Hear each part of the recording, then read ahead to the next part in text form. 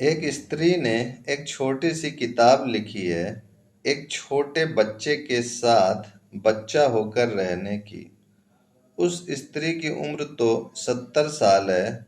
70 साल की स्त्री ने एक छोटा सा प्रयोग किया है, एक 5 साल के बच्चे के साथ दोस्ती करने का। मुश्किल है बहुत।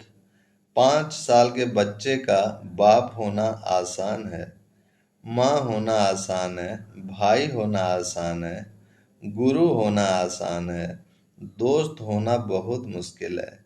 कोई माँ, कोई बाप दोस्त नहीं हो पाता। जिस दिन दुनिया में माँ बाप बच्चों के दोस्त हो सकेंगे, उस दिन हम दुनिया को आमूल बदल देंगे। यह दुनिया बिल्कुल दूसरी हो जाएगी। यह दुनिया इतनी कुरूप, इतनी बदशक्ल नहीं रह जाएगी। उस स्त्री ने सच में एक अद्भुत प्रयोग किया। उसने वर्षों तक वह प्रयोग किया। एक 3 साल के बच्चे से दोस्ती करनी शुरू की और 5 साल के बच्चे तक 2 साल की उम्र तक निरंतर 2 साल उससे सब तरह की दोस्ती निभाई। उसकी दोस्ती का ख्याल थोड़ा समझ लेना उपयोगी है।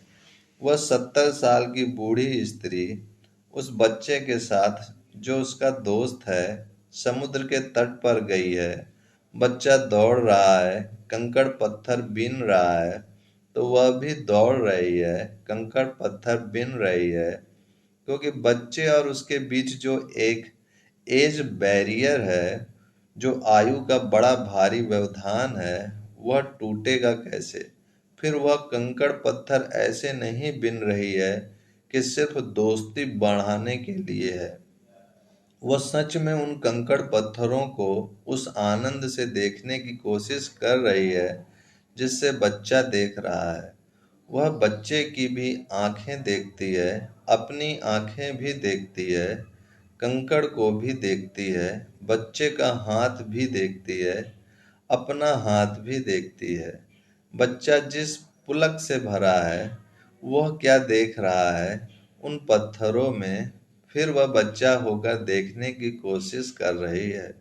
बच्चा जाकर समुद्र की झाग को पकड़ रहा है, फेन को पकड़ रहा है, तो वह भी पकड़ रही है।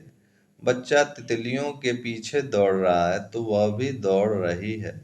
रात 2 बजे बच्चा उठ आया और उसने उससे कहा कि चलें बाहर, झिंगुरों की आवाज़ बहुत अच्छी आ रही है।